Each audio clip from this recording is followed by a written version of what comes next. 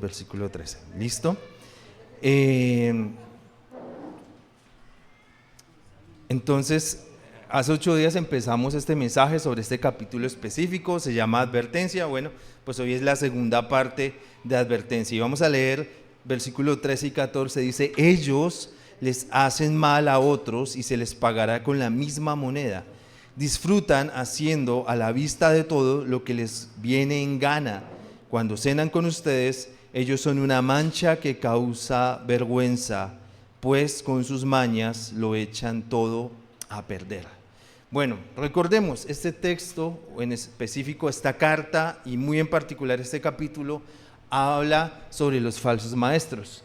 Estudiamos hace 8 días que en el Antiguo Testamento Dios, a través de los profetas, no solamente como que adivinaba el futuro, no todo era eso la acción profética. El grueso de la acción profética era dejar esos libros que hoy tenemos en el Antiguo Testamento. Y frente al Nuevo Testamento tenemos a los apóstoles y maestros que escribieron por inspiración del Espíritu Santo los evangelios, los hechos, pero también llevaron las cartas, ya sean personales o de iglesias. Y todo ese conjunto, ese gran conjunto es la Biblia, que es la palabra de Dios.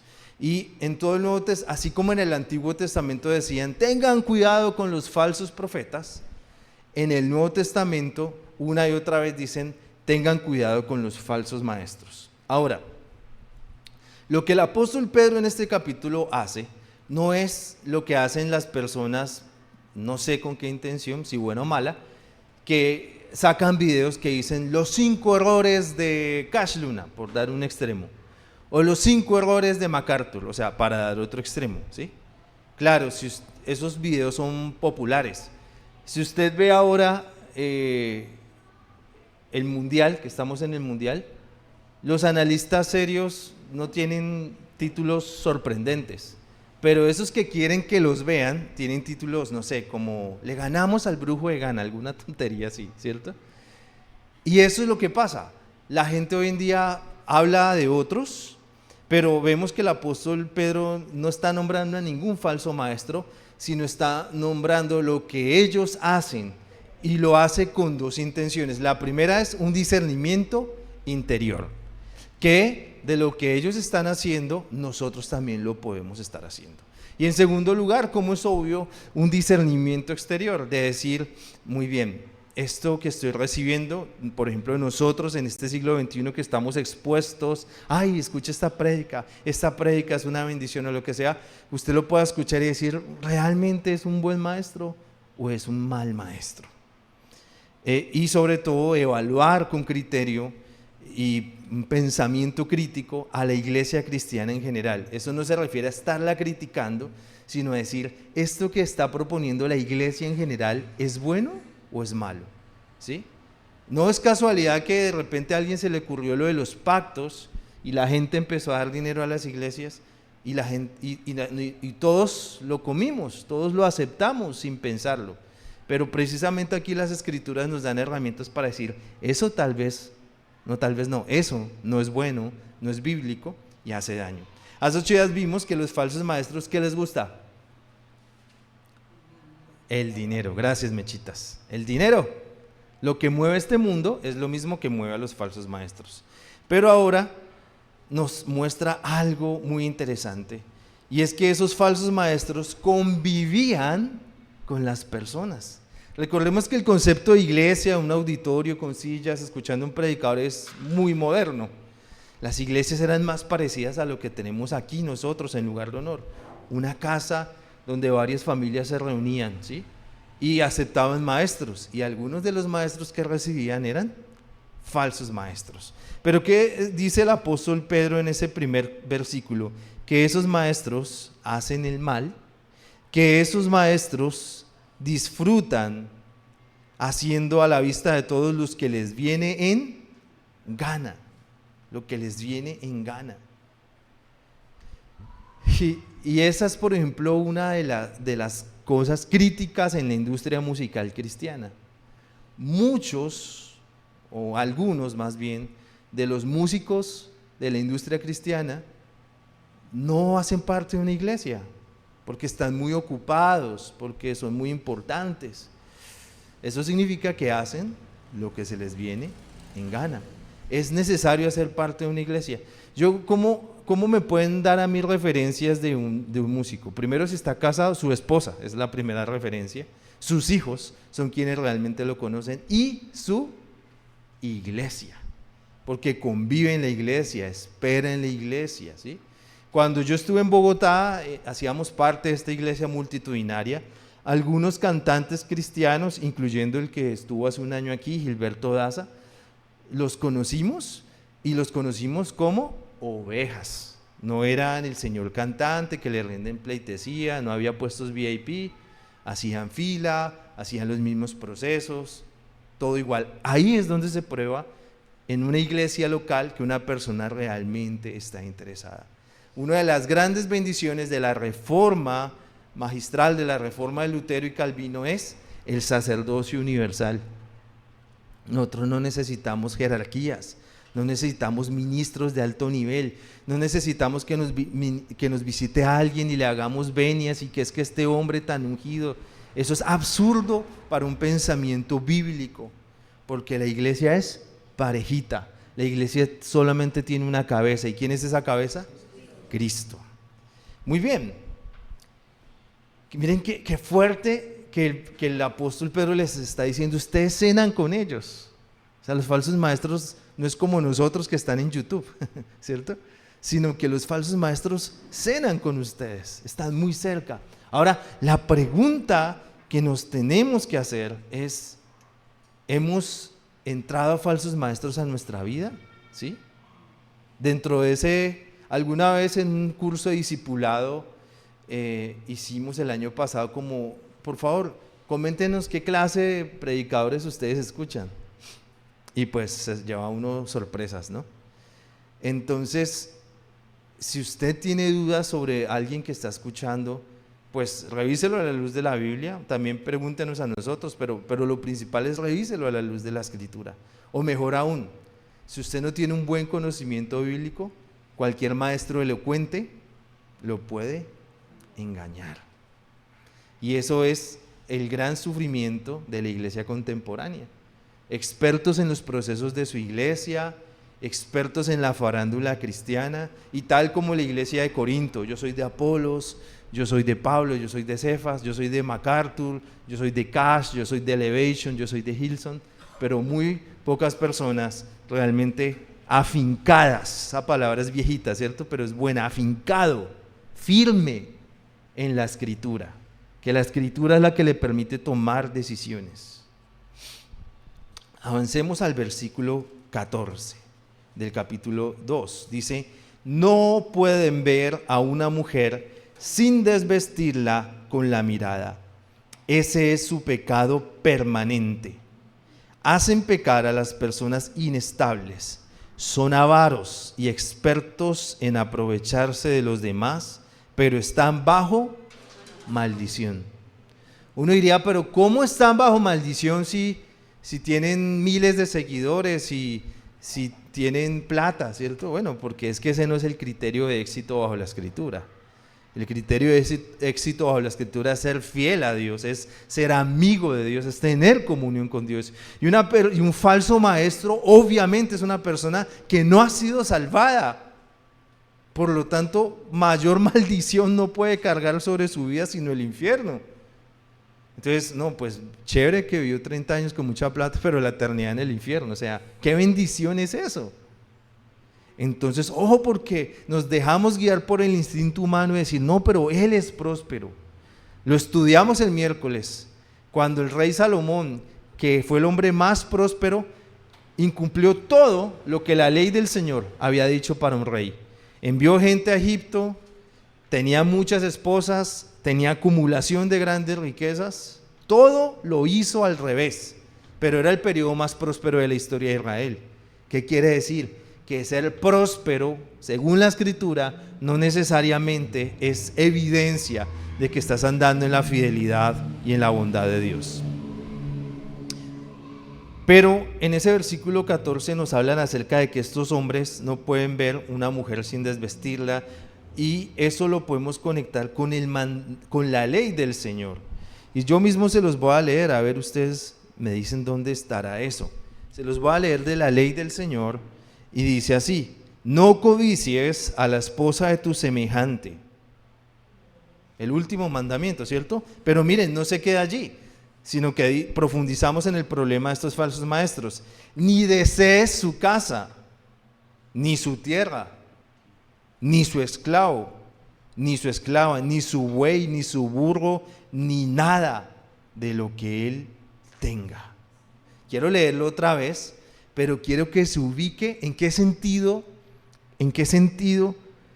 está ubicado el mandamiento. O sea, ¿cuál de los 5 sentidos está utilizando el mandamiento? No codicies la esposa de tu semejante, ni desees su casa. ¿Con qué sentido podemos identificar la casa de alguien? Con los ojos, espero que no con la lengua, ¿cierto? Con los ojos, ¿cierto? Con los ojos. Ni su tierra. ¿Con qué se identifica la tierra del otro? Él basta. Ni su esclavo, ni su buey, ni su burro, nada de lo que él tenga. O sea que está hablando de ¿qué? Los ojos. Volvamos a leer el inicio del versículo 14. Estos hombres, me pasé a primera de Juan. Segunda Pedro 2:14 dice: estos hombres no pueden ver a una mujer, ¿no pueden qué? Ver a una mujer sin vestirla con la mirada. Ese es su pecado. Listo. Obviamente estamos hablando de la lujuria, pero hay algo más profundo allí y lo conectamos con el 10º mandamiento. Ahora esto se va a volver muy denso porque se va a volver muy siglo XXI. El corazón de ese pecado es el egoísmo. Yo quiero eso que él quiere. Pensemos en nosotros como niños muy pequeños, ¿cierto? Cuando uno tenía su carrito, pero llegaba un niño con un osito. ¿Uno qué quería? El osito. Bueno, ese comportamiento, porque recuerden que pecadores somos desde chiquitos, y es evidencia de lo que es el corazón de los hombres y las mujeres, tomar lo demás. ¿Y cuál es el sentido? Bueno, pues hace 20 años ¿usted con quién se comparaba? Con el vecino, ¿cierto? O sea, usted decía, el vecino tiene un carro, yo también. Con su primo, cada vez que se encontraba. Yo me fui de vacaciones a Yotoco, mi vecino a Guacarí, o sea, comparable. Pero hoy en día tenemos Instagram. Entonces usted ahora se compara con las vacaciones de, no sé, de Karol G, ¿sí? O de alguien que se fue al Vaticano con la amante, ¿cierto? Eso suena muy raro, ¿cierto? Pero así pasa. Entonces usted se compara con diferentes personas. Entonces ya la comparación no es con su vecino, sino con Karol G, o con el tipo que vive en Italia, o con el tipo que vive en los Estados Unidos y amanece en París y al otro día en Australia. ¿Creen que eso no hace caso? ¿Creen que eso no afecta a nuestras vidas? ¿Nos mantiene comparándonos? Yo no le creo nada a las mamás perfectas de Instagram, son unas mentirosas. Excepto que tengan un ejército de personas que les ayuden en casas. ¿Cómo es posible que una vieja se levante en una casa gigantesca a las afueras de Pereira, por decir algo, y de repente la casa esté lista y los niños impecables? La única forma es que tenga un ejército de servidores, ¿sí o no? Pero eso que es que yo manejo el tiempo claro, algunas pastoras gringas dicen, es que yo tengo 6 hijos por la bondad de Dios, por la gran billetera que tienen. ¿Quién no tendría 6 hijos con una billetera enorme? Entonces, pues la idea es, no nos comparemos.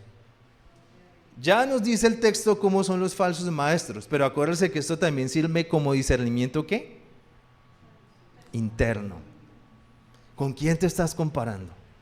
Y ayer escuché una frase que me gustó mucho. Bueno, escuché 2, una de Juan que me compartió y se las voy a leer porque me dejó muy pensativo. Juan, aquí está. Dice: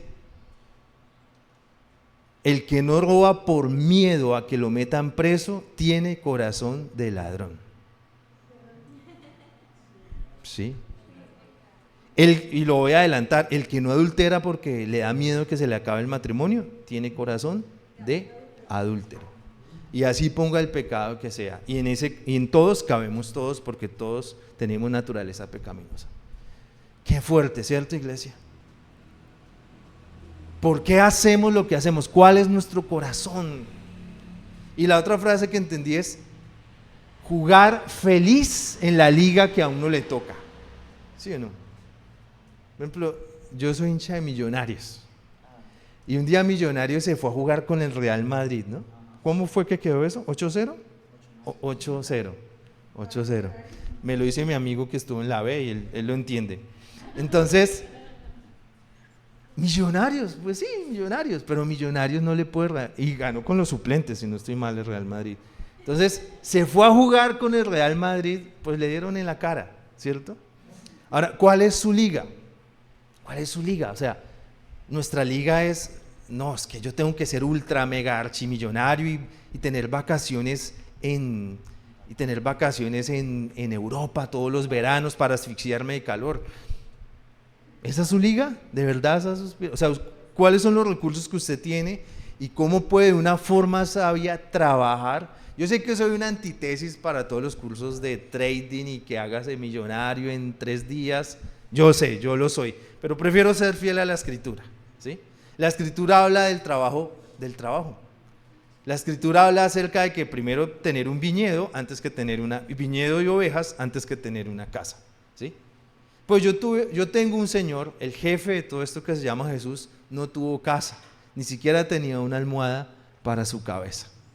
Entonces, tener ambiciones de riqueza, pues hay que tenerlas porque hay que vivir, pero no deberían ser como el corazón y lo que nos impulse, y es que si yo no tengo esto, no, mi vida no funciona, y sobre todo si tenemos ya algo, decimos, John, pero mira, no tenemos un Korg, ¿no? Tenemos el E413 que funciona muy bien, ¿listo?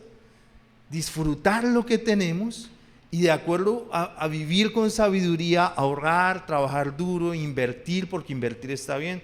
Yo escucho a varios de ustedes cómo están haciendo inversiones sabias, ¿cierto? No la pirámide que les ofrece riquezas de un día para otro. Están trabajando duro y esos planes los bendecirá el Señor.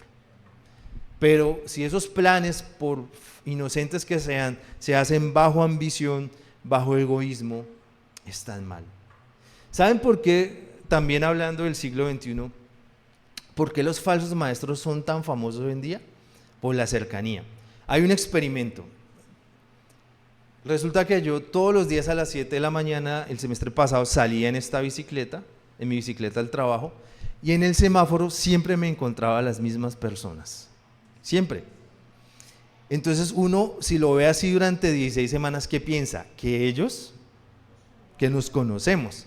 Pero no sé si usted, como yo, ha pasado la vergüenza que pronto uno llega al semáforo y dice buenos días y la otra persona como, ¿y este loco quién es? ¿Sí? Porque realmente esa persona nunca nos vio, ¿sí? Nosotros lo vimos. En Bogotá pasaba mucho, yo me acuerdo mucho en Suba que siempre salíamos a la misma hora a coger el bus, uno casi siempre se encontraba a las mismas personas en el bus, o sabía que si esa persona no estaba, o uno iba tarde, o qué había pasado, que se había desincronizado. Y uno asumía que esas personas lo conocían, y después había una conversación o algo y decía, no, yo no me acuerdo. Sí, en el bus todos los días. No, yo no me acuerdo. Ahora, eso mismo pasa aquí. Si usted ve a la misma persona todos los días echándole el mismo cuento, ¿usted qué asume? Es lo mismo, solo que a nivel masivo. Él sí me conoce. Él sí es como yo. Él sí sufre, o ella sí sufre como sufro yo. Esa es otra razón sociológica por la que las personas se identifican fácilmente con falsos maestros que no los conocen, pero los vuelven como estuvieran en su casa. Ahora, el texto, volviendo a 2 de Pedro, se concentra en un falso profeta llamado Balaam y describe una amplia porción de su historia de vida allí. Del versículo 15 en adelante dice que los falsos maestros se apartaron del buen camino y se desviaron por el mismo camino de Balaam, que en otras versiones se conoce también como Balaam. Dice, el hijo de Bosor, a quien le encantaba, ojo con este dato, le encantaba que le pagaran por hacer maldades. Balaam fue reprendido por su pecado. A pesar de que los burros no hablan, una burra le habló como habla un ser humano y le dijo que estaba cometiendo un error. Así logró detener la locura del profeta Balaam. Listo, nos detenemos allí. Esta historia completa, pues no la vamos a leer ahora, está en Números desde el capítulo 22 hasta el 24. Ojo, este hombre hablaba de parte de Dios, o era lo que él decía. Pero este hombre lo hacía si había, como dice Pink Floyd, si había money. ¿Sí o no? Si había money, se movía. Se movía. Y una de las experiencias más decepcionantes que tuvimos como jóvenes fue que hubo como un movimiento de unidad de la iglesia por allá en los años 1600. Y y entonces nos reuníamos como en el patinódromo y logramos conseguir equipos, es decir, y estábamos ahí, y de verdad que estaba la cosa muy movida y estábamos muy felices. Y dijeron, el último día vamos a traer a un profeta. Dijo, bueno, trajeron a un señor de Bogotá. Y recuerdo que él contaba la historia de de Elías y el fuego y que el altar, o sea, era inspirador. Y yo recuerdo mucho con un amigo ahí al lado, como sí, iba a pasar algo. O sea, nosotros nos imaginábamos que de verdad iba a caer fuego del cielo o algo, sí, iba a haber algo increíble. Cuando de repente él dijo que así, bueno, pidió plata y mucha plata. Y yo me acuerdo muchísimo de mi amigo y yo diciendo, o sea, estamos como que va a ser gol. Cuando, bueno, y es la ofrenda, y nosotros al mismo tiempo nos cogimos la cabeza y dijimos, no, y nos fuimos. ¿Sí? Y créanme que lastimosamente ese movimiento de unidad y todo eso que estaba, desde ese momento, se destruyó. Entonces la pregunta es, si los falsos maestros, como es ese hombre, que ni me acuerdo quién era, se movía por dinero, nosotros estamos actuando como ellos. Le servimos a Dios y ofrendamos porque es que así vamos a ser prosperados. No, nos cuidamos, hacemos, yo quiero ser. ¿Qué nos está impulsando? No estoy diciendo que el dinero es malo, el dinero es necesario, pero como también lo escribe el apóstol Pablo a Timoteo, el amor al dinero. El amor al dinero. Debemos guardar nuestro corazón de ellos. Ahora, Balaam intentó maldecir a Israel y el Señor no se lo permitió y terminó en una bendición que inclusive profetizó sobre Cristo. Impresionante. Quiere decir que aún el Señor a los falsos profetas y a los falsos maestros los puede utilizar. Recordemos las palabras del Señor.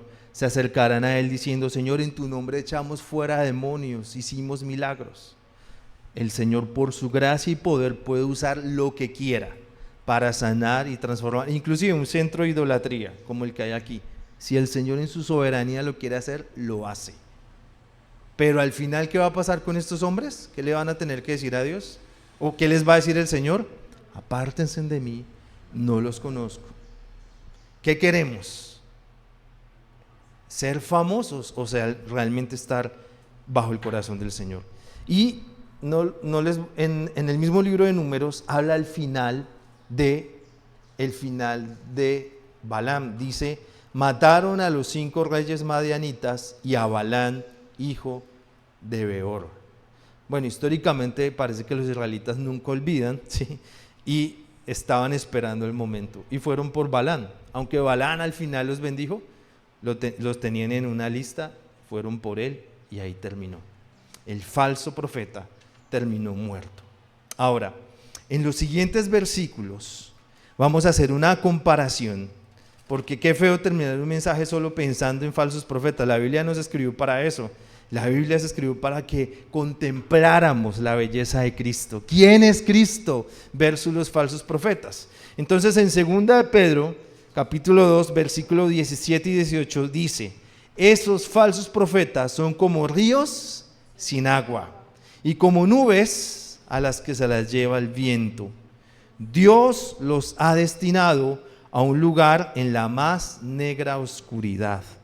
Buscan impresionar a la gente con sus palabras que en realidad no valen nada.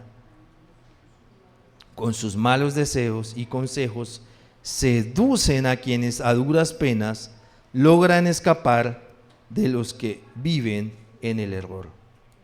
Un falso profeta es un río sin agua, realmente está vacío, Realmente lo que comunica no tiene sentido. Pero vamos a comparar esto con lo que Dios nos entrega en Juan capítulo 7, versículo 38 y 39.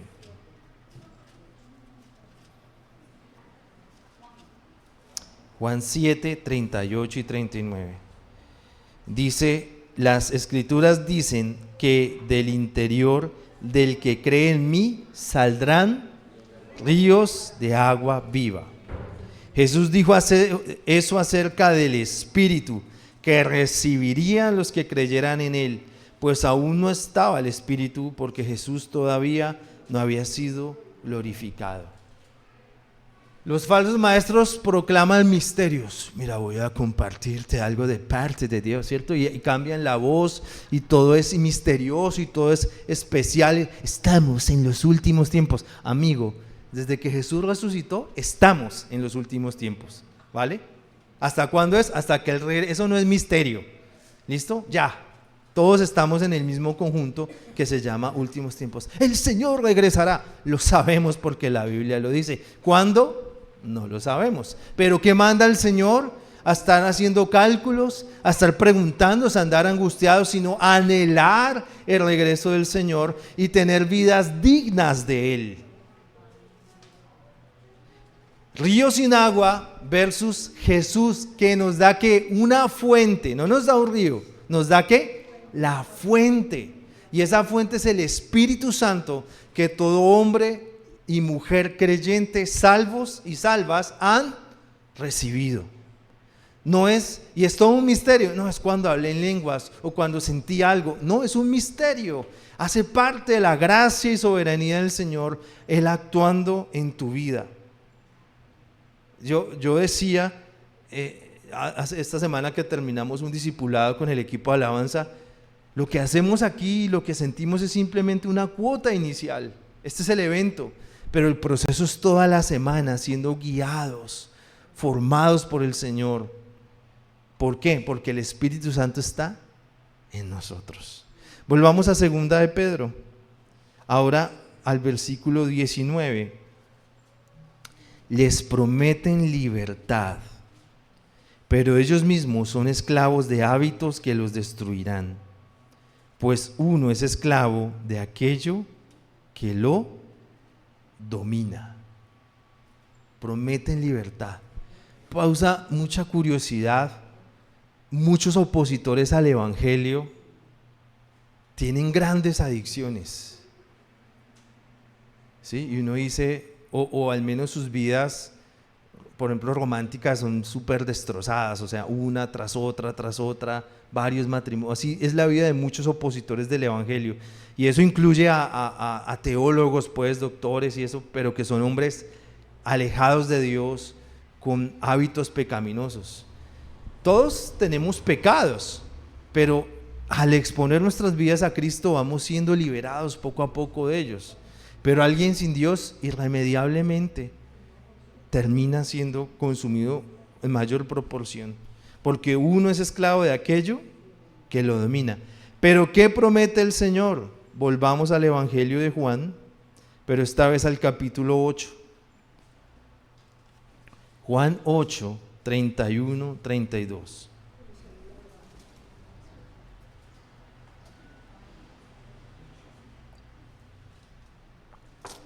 Juan 8, 31, 32 dice, luego Jesús empezó a decirle a los judíos que habían creído en Él.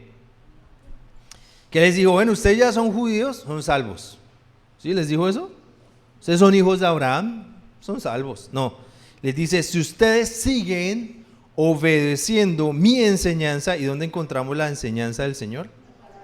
La Biblia, serán verdaderamente mis seguidores. Entonces no es yo hice la oración de fe, no es yo soy judío, o no, es que yo soy la tercera generación de cristianos. No, son aquellos que obedecen la enseñanza del Señor, los que se pueden identificar como verdaderos seguidores de Cristo. ¿Y cuál es el resultado? Esclavitud, lo dice el versículo 32, conocerán la verdad y la verdad los hará libres. Y la verdad es Jesús, y la verdad la encontramos en la Escritura. Vamos a volver a los últimos 3 versículos de Segunda de Pedro capítulo 2, versículo 20. Segunda de Pedro 2:20 dice: ellos escaparon del mal que hay en el mundo cuando conocieron a nuestro Señor Jesucristo. Pero si son atrapados y dominados nuevamente por ese mal, terminarán peor que al principio. Hubiera sido para ellos mejor no haber conocido el camino correcto que haberlo conocido. Voy a repetir ese versículo 21. Hubiera sido mejor para ellos no haber conocido nunca el camino correcto que haberlo conocido y luego apartarse del camino de la justicia. Con esa gente se cumple lo que dice el dicho: el perro que vomita regresa a su vómito, y aunque laven al cerdo, irá de nuevo a revolcarse al barro, en el barro. Entonces el falso profeta es una caída frecuente. El falso profeta incurre en las mismas dificultades, ¿sí? Incurre en las mismas dificultades. Alguna vez, yo no sé si ustedes vieron una película muy bonita que se llama Jesus Revolution, el año pasado, que mostraba la historia de Calvary Chapel, una iglesia que en medio de la revolución hippie se levanta con un gran predicador, Lonnie Crosby, y esta iglesia de Chuck Smith, que es Calvary Chapel, y empiezan a salvar. El Señor los usa para que muchas personas sean alcanzadas y mucha gente es salva. Pero hay un momento donde el movimiento se distorsiona y ellos deben expulsar a Lonnie Crosby. ¿Por qué? Porque Lonnie Crosby empezó a tomar posiciones de falso profeta, de tener palabras de autoridad sobre la iglesia, de estar por encima de la escritura, y lo defendía a capa y espada. Pero Lonnie Crosby tenía una doble vida, tenía un mal matrimonio y realmente él era homosexual, pero homosexual no pues, de familia, pues, sino homosexual promiscuo, o sea, de estar en las calles, o sea, y adicto a las drogas. Lonnie Crosby tiene que ser expulsado de Calvary Chapel, y Calvary Chapel hasta el sol de hoy sigue funcionando y Dios sigue obrando en esa iglesia, pero Lonnie Crosby en el año 93 murió de SIDA. Entonces su rutina era visitar iglesias y predicar, pero la noche antes de predicar estaba en un bar consiguiendo alguna pareja ocasional y drogándose. Nunca pudo dejar eso. Al final de su vida, John Wimber, el fundador de La Viña, tiene que buscar o sea, ya está tan mal físicamente que tiene, al fundar una iglesia, conseguir un apartamento, conseguir enfermeros que lo cuiden hasta que él fallece. Y las palabras en el funeral, que si no estoy mal fue en la Catedral de Cristal y mucha gente fue, este es el Sansón moderno, ¿sí? O sea, como el tipo más ungido, el más capaz de nosotros, pero que recurrentemente caía en sus pecados para mayor desgracia, que pues finalmente terminó matándolo. Pero ¿qué ofrece el Señor? ¿Qué ofrece el Señor? Ahora, ¿fue salvo, fue no salvo? Bueno, eso es la gracia del Señor. El Señor es el que sabe, ¿no? El Señor es quien opera, pero podemos ver en la trágica historia de Lonnie Crosby la doble vida del falso maestro y la doble vida que nosotros podíamos tener. Pero hay una buena noticia, y esa buena noticia se llama la perseverancia de los santos. Filipenses 2, 12 al 13. Y con eso finalizamos la enseñanza de hoy. Filipenses 2, 12 al 13.